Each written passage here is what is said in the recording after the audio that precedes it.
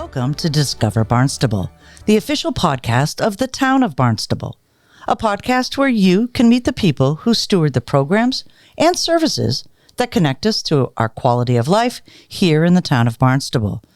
We invite you to join the conversation as we navigate municipal government and our community pathways to help you discover Barnstable.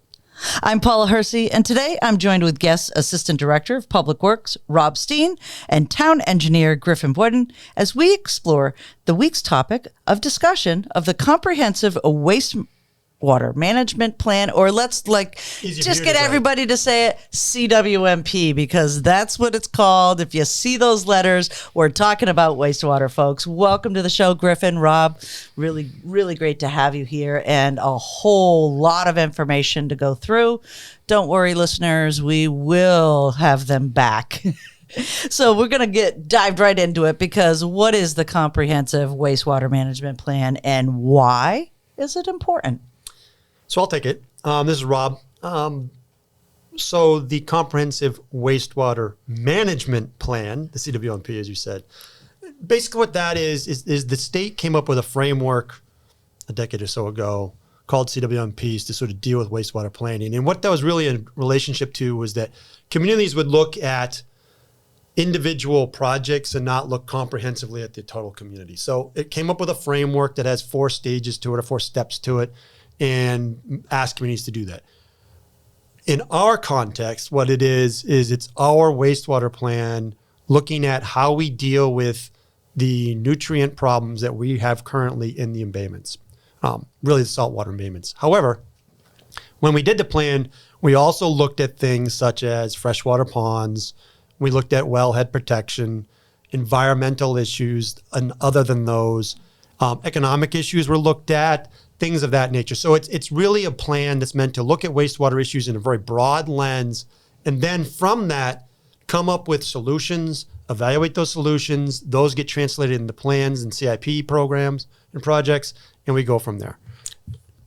So CIP, for folks who don't know, is Capital Improvement Projects. We're the acronym kings. DPW. Between my military background and this, you're going to get acronyms other years. Exactly. So there's a lot of tools that are going to be utilized to implement this plan, Griffin. And a couple of the things, as Rob's already touched upon, is that you're looking at as a total a plan for the entire town and every body of water, really. It's all about water. So give us a kind of a synopsis of what those tools are and how you plan to utilize them. Right, yeah. So as the plan title suggests, we're trying to manage wastewater, right? So the traditional means to do that is through sewers and wastewater treatment. So our plan's pretty heavily focused on expanding sewers in the town. About 190 miles of new sewers in the town, about 12,000 new sewer connections in the town in order to deal with the nutrient issues in the various embayments. We're also looking at incorporating other solutions, such as we call them non-traditional solutions.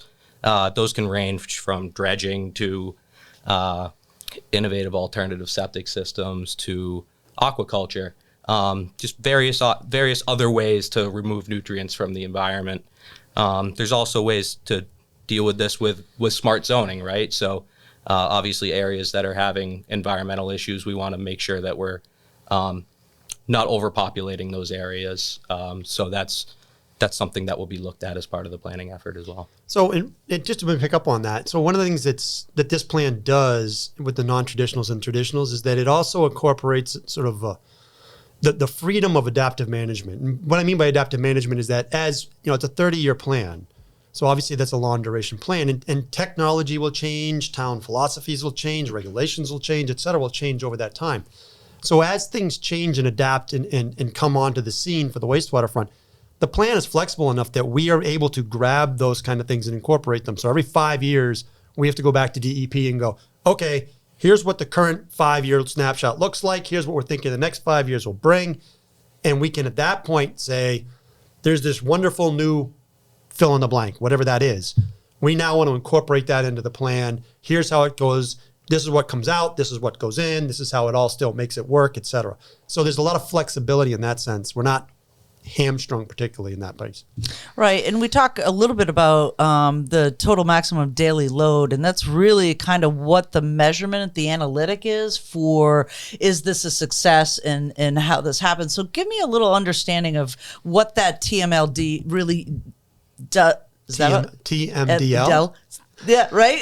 We're having fun here. We're pretty good at acronyms, yeah. You hang with us a little bit, you'll be better at it. Trust Right, us. exactly. It's an adaptive thing. Right. But give me an understanding, and our listeners, like, what does that mean? How is that measured? Will it be measured through the next 30 years? So TMDL is total maximum daily load. Right. Effectively what that is, it's a way to sort of make a pollution budget for a water body. So DEP has come up with what they call sentinel stations in all of our water bodies, which are areas where they're measuring to be representative of the entire water body. And what they have done is said, okay, what are the nutrient levels at the sentinel stations?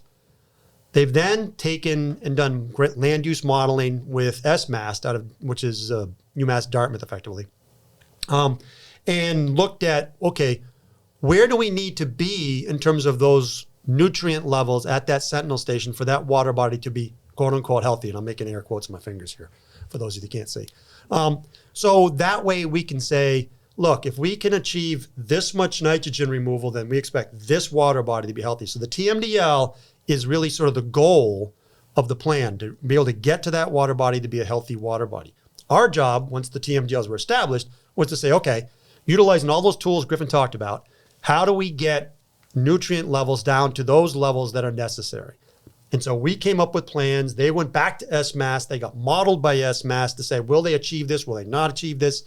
Turns out, like for instance, for the 3 bays, we had to do like 2 or 3 iterations on that because the first pass didn't make it happen. And all of a sudden people are like, well, wait a minute. How did this all of a sudden get into the plan? Well, the reason why it got in the plan is because the first pass, it didn't work. Right.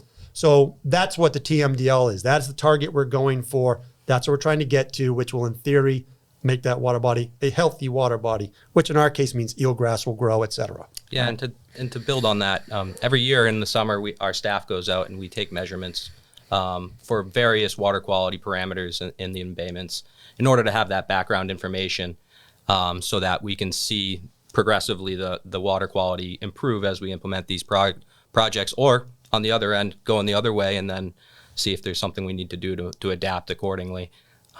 And that's how we're tracking the water quality changes in the environment. And we're lucky that we've been doing that. The town had to do that for 3 years as part of the initial MEP report.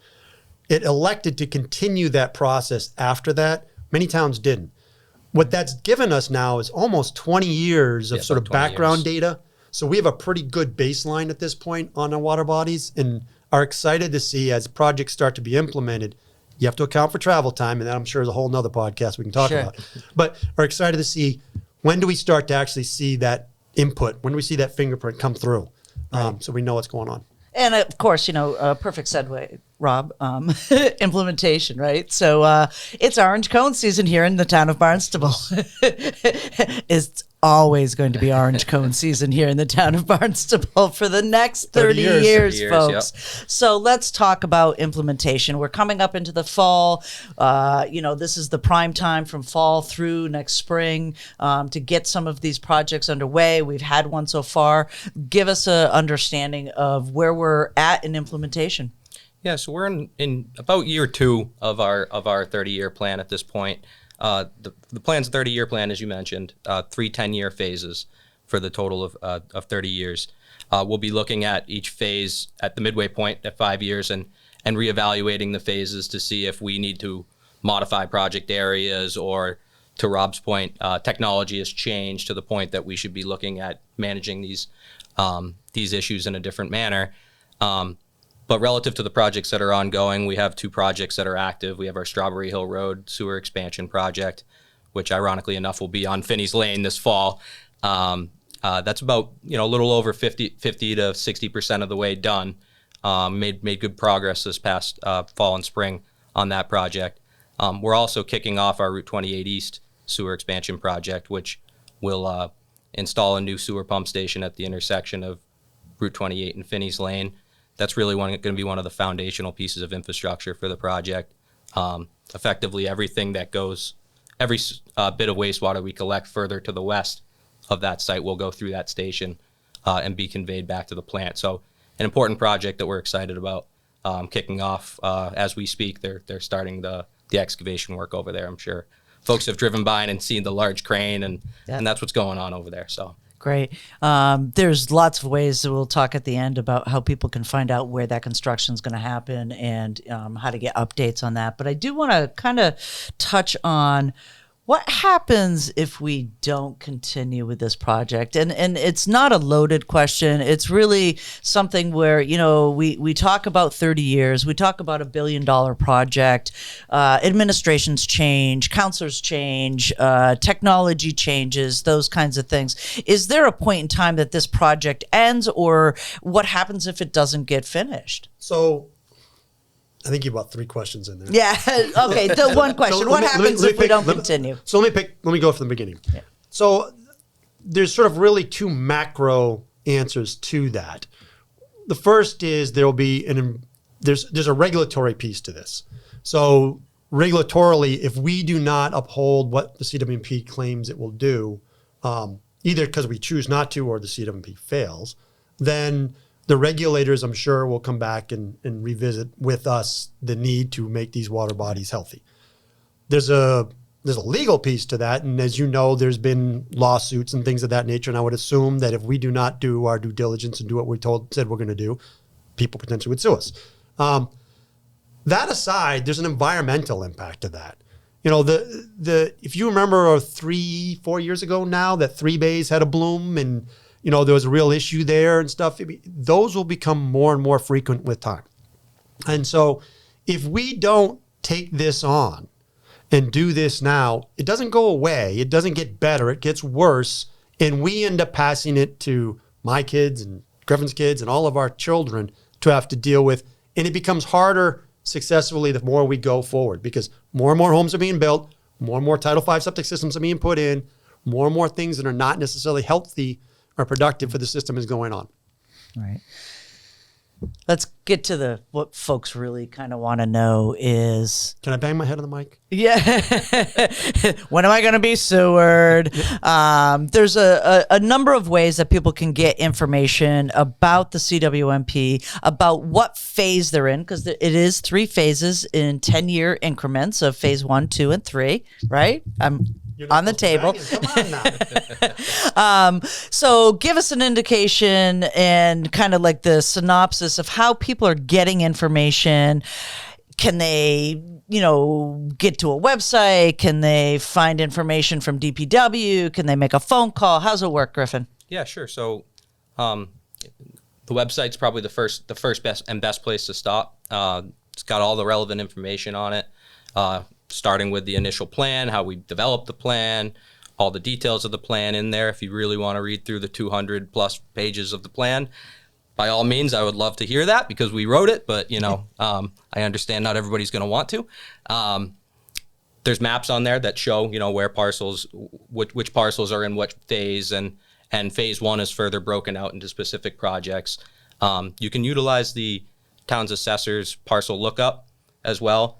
You can go onto there and click on your parcel and you can see I'm in phase 1, phase 2, or phase 3. Doesn't specifically give you the date because those are all, as we talked about, adaptive and changing as we develop projects, but it gives you an idea of where you are.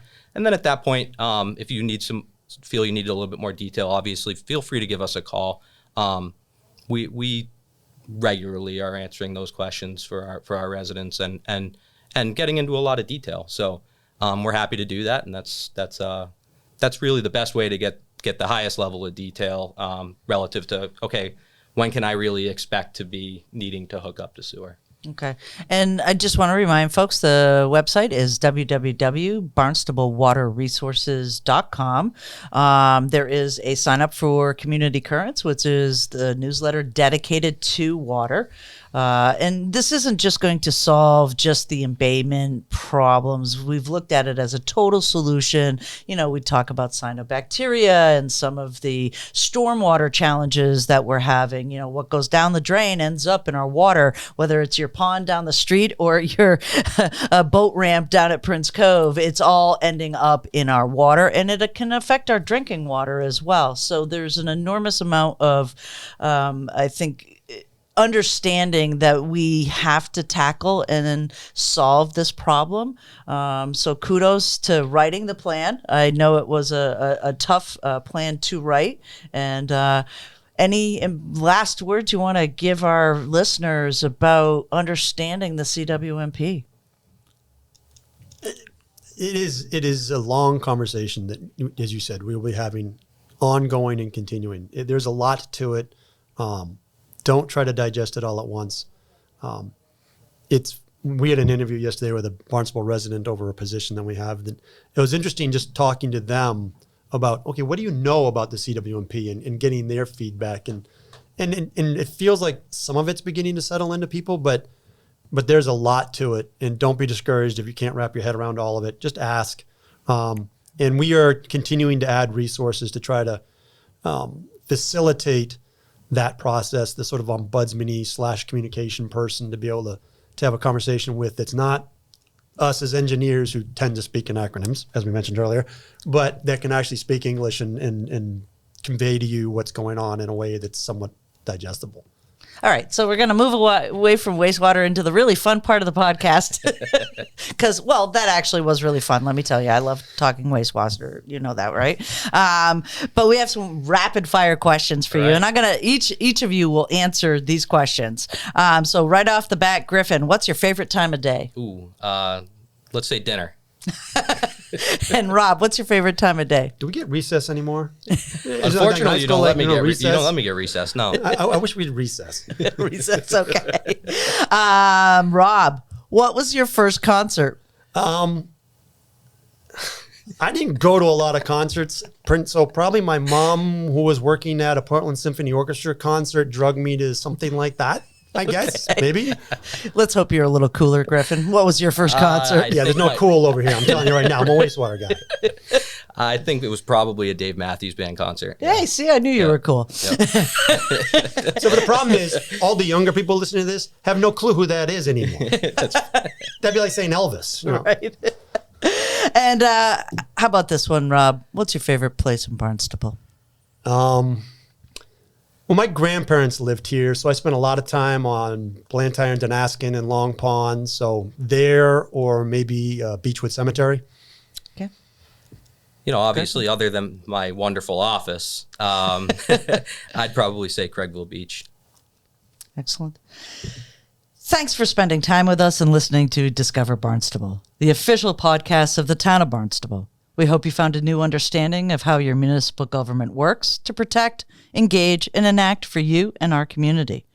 Be sure to drop us a line at podcast@town.barnstable.ma.us and let us know what you would like to learn next. Till next time, go discover Barnstable.